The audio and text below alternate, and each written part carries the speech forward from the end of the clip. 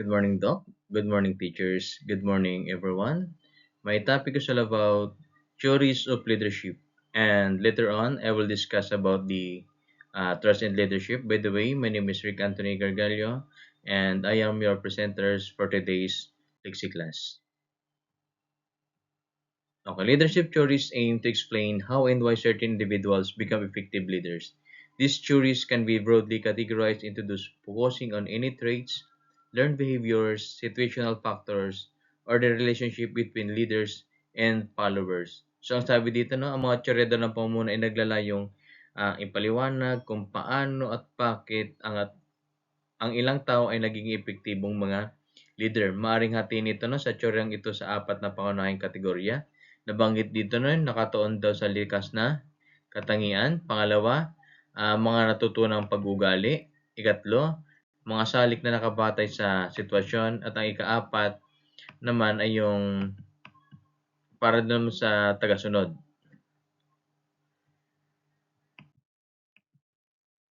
Okay, let's proceed sa major theories of leadership. Number 1, trait theory. Number 2, behavioral theory. Number 3, contingency theory. Number 4, situational leadership theory. Number 5, transformational leadership theory. Number 6, transactional leadership theory. And number 7, servant leadership theory. So, unahin natin ang trait theory, no? Trait theory suggests that great leaders are born with inherent qualities or traits like confidence, intelligence, integrity that make them effective. It assumes leadership is largely about personality and natural ability. So dito sa trait theory, ito yung teorya ng katangian. Sinasabi dito na daw ang trait theory daw na ang mahusay na leader ay ipinanganak na mayroong likas daw na katangian. Tulad ng meron siyang kumpiyansa sa sarili, matalino, at saka integridad. Ibig sabihin, no, ang pagiging leader daw ay nakabatay sa ugali at saka likas na kakayahan ng tao. Isang best example dito, no, si Dr. Rizal. Kasi itinuturing siya na likas na leader dahil sa kanyang katalinuhan, katapangan, syempre yung mataas na moral, no. Kahit hindi naman siya umawak ng posisyon sa pamahalaan, naging inspirasyon siya ng mga revolusyon, mga kabataan, tsaka yung pagmamalya sa bayan. Yun yung trait theory na tinatawag. Okay. Next, let's proceed sa number 2. Behavioral theory.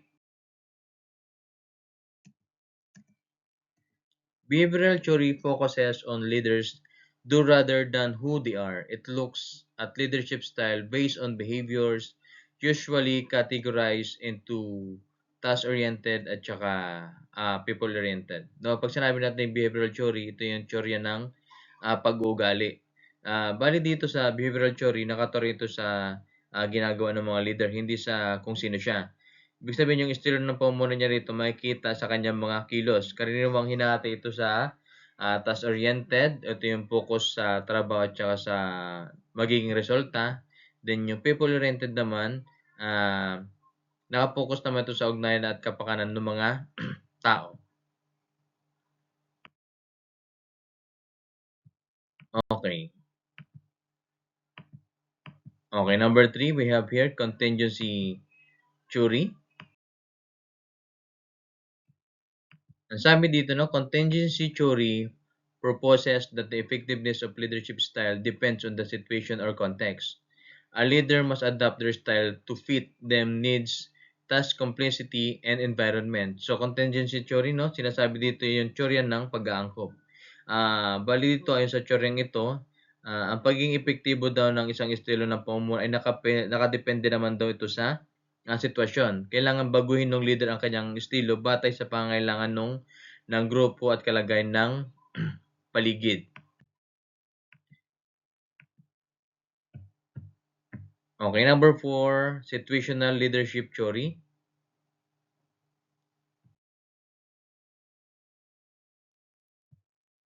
Okay, situational leadership theory states that effective leadership depends on the maturity level o maturity level naman sinasabi dito.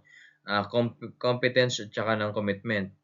ng followers. Leaders must adjust their style through telling, selling, participating, and delegating based on the readiness of their team. So, actually na situational leadership theory kay ano yan, model ni Hersey Blanchard model. Bali dito sa theory ito, nagsasabing ang pagiging epektibo daw ng leader ay nakapatay sa kakayahan at dedikasyon ng mga tagasunod naman. Maaaring gamitin ang leader sa mga iba't ibang estilo sa telling, yung nag-uutos, selling, ito yung pangatuwiran, participating naman yung pagkikilahok, yan, delegating naman yung pagpasa ng gawain. Okay.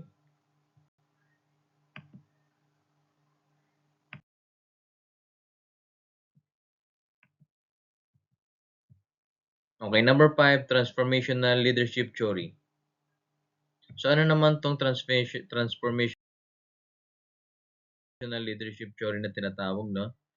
Sabi dito, ang transformational leadership theory daw ay inspire and motivate followers to exceed expectations by creating and compelling vision and encouraging innovation and growth. They focus on change and environment. So, sinasabi dito, transformational leadership theory, sa Tagalog ito yung theory ng pagbabagong pamumuno.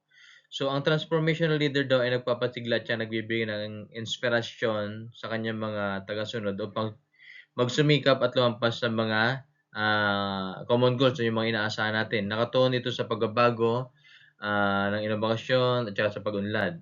Halimbawa nun, no, ang isang school administrator na hinikayat at saka na magamit ng mga technology sa klase, na nagbibigay ng training, yun ay isang halimbawa ng transformational leadership theory. Kasi dati, more on parang pencil, chalkboard. Pero ngayon, parang nakapokus na tayo dun sa innovation, sa mga technology.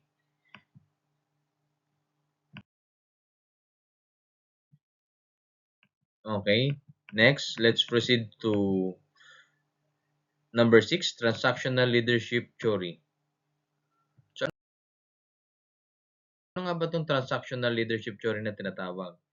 Ang transactional leadership theory, based naman to sa exchange.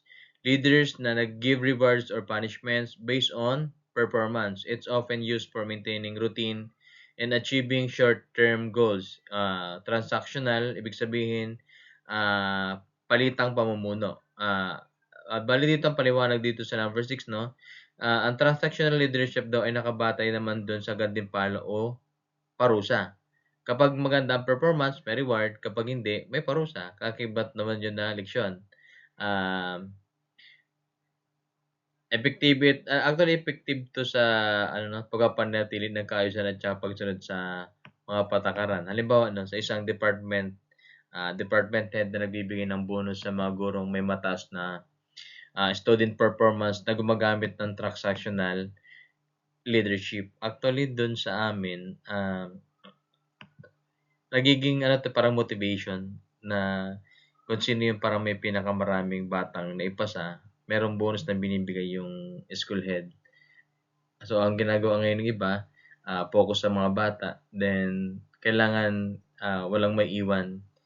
Dahil kasi alam nila merong binibigay na parang rewards yung school head namin. Okay. Next, servant leadership theory. Ano naman tong servant leadership theory, no? Sabi dito, focus primarily on the needs of others, helping team members grow and succeed. This leadership is grounded in humility, empathy, and service. So, servant leadership theory na teorya ng mapaglingkod na liderato. So, sinasabi dito, ang servant leader daw ay inuuna ang kapangalan ng iba kaysa doon sa sarili niya. Bali dito, layunin niyang mapaunlad ang kanyang mga kasamahan sa pamagitan ng paglilingkod, pakikinig at saka yung pagkalinga. Halimbawa, no, isang principal na laging inuuna ang kapangalan ng mga guro.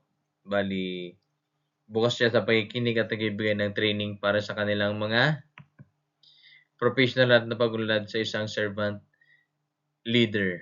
Actually maganda 'tong ganito na yung mga school head na mas inuuna yung kapakanan ng iba kaysa iba. So, ang ginagawa nagpapa-training siya, more on relaxation, binibigyan niya ng chance yung mga teachers na mag-improve.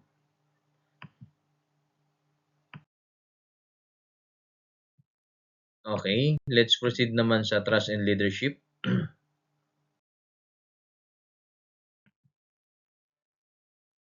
Key components of trust and leadership.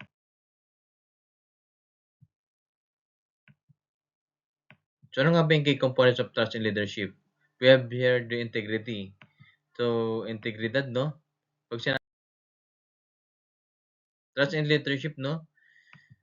Sabi dito, trust and leadership refer to the belief and confidence that followers have in their leaders' integrity, competence, fairness, and intentions. It is the foundation of effective leadership because it builds stronger relationship, fosters collaboration, and improves organizational performance.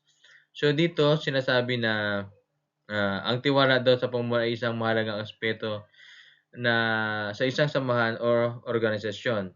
Kapag may tiwala ang mga miyembro sa kanilang mga leader, naniniwala sila na leader ay ano, una tapat kasi hindi siya nagsisinungaling, ginagawang tama kahit walang nakakakita. Then may kakayahan, marunong magdesisyon, may sapat na kaalaman at siyang mahusay na pamumuno, kumbaga will experience, makatarungan, patay-patay ang pagtingin sa lahat, walang kinikilingan. Nangyayari pa ba ito ngayon sa sa atin yung parang, pantay-pantay ang pagtingin na kumbaga wala siyang kinikilingan, wala siyang sinusuportahan, kumbaga kung alam niyang tama dun tayo, 'pag alam niyang mali iko-correct. Okey. Then next naman yung may mabuting layunin 'no, iniisip ang kapakanan ng lahat, hindi yung pansariling interes lamang. Sabing integrity, ang leader ay palaging gumagawa ng tama at sumusunod sa tamang prinsipyo at saka yung ethics kahit walang nakakita. Halimbawa, hindi siya tumatanggap ng mga pabor o suhol kahit sa na simpleng usapin sa paaralan. For example, merong ano natin na meron siyang gustong na gawing na, SPTA president. Hindi siya yung masusuhulan mo lang siya, "Sige, ikaw na yung gagawin namin presidente." Yung parang gano'n, hindi siya gano'n. Yun yung yun yung sinasabing may integrity. Next, competence. When we say competence 'no, ito yung may kakayahan 'no, ang leader daw, ay may sapat na kaalaman at kasanayan upang gampanan ang kanyang tungkulin ng mahusay. Halimbawa, marunong siyang gumawa ng maayos na plano para sa paaralan at mahusay na magdesisyon sa oras ng problema. Yun yung tinatawag na competence. Ah, kung alam niya may problem, magaling siyang gumawa ng solution. Next, we have number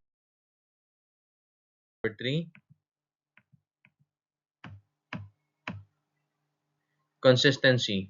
When we say consistency 'no, sa Tagalog ay consistency, pagkakapareho ng mga salita at saka gawa. Kumbaga hindi siya paiba-iba. Bale dito 'no, lahat kung ano yung sinabi niya nung una, gano'n pa rin yung sasabihin niya sa iba. Hindi siya paiba-iba at saka hindi siya paiba-iba. Kumbaga dahil dito napapagkatiwalaan sa kanyang mga pangako. Okay, number 4,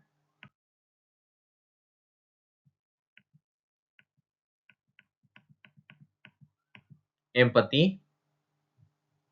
Okay, when we say empathy, ito naman yung marunong siyang umunawa sa damdamin ng iba. Bale, kung halimbawa, alam niya ng si teacher is may yung parang stress na bale gumagawa siya ng mga paraan para masolusyunan yung stress ng teacher niya. Hindi yung alam niya ng stress, lalo niya pang i-stressin. Ganun yung tinatawag sa empathy 'no. Gumagawa siya ng paraan kung paano magandang desisyon. Okay, number 5, transparency. Ito yung maganda, transparency. When we say transparency 'no, merong kasi 'pag sinabi na transparency parang meron yung kalinawan at saka meron yung katapatan. Bale dito sa transparency, ang leader ay bukas at tapat sa komunikasyon. Kung halimbawa, kung ano yung gustong sabihin nung nasa labas or yung mga nasa baba niya, kailangan niya pa rin sundin. Kumbaga kung ano yung kumbaga transparent lang, walang mga tinatago. Bale lahat ng mga impormasyon, kailangan clear. Wala yung mga nagtatago ng impormasyon tsaka kailangan kung halimbawa may gusto silang sabihin, kailangan, maipaliwanag mo rin ng maayos. Halimbawa dito 'no, yung, ah, pagbabago sa paaralan. Kung halimbawa, sinabi ng ano na kailangan nating, suportahan yung gan'to, kailangan talaga nating suportahan kasi through yun sa transparency na tinatawag. Lalo na dun sa isang halimbawa na rin dun sa ano, sa MOA. Actually nagkaroon din ng issue sa amin dati niyan nung, kasagsagan nung medyo pandemic pa nun. May mga supply na hindi namin alam kung saan napupunta. So, nag-request kami ng transparency. Yun nga, naipalabas naman na andun pala talaga napupunta kasi nawalan kami ng supply. Yun pala, iba, iba siya nilagay. Kumbaga, kinonvert. Okay. Yun lamang po and thank you po for your attention.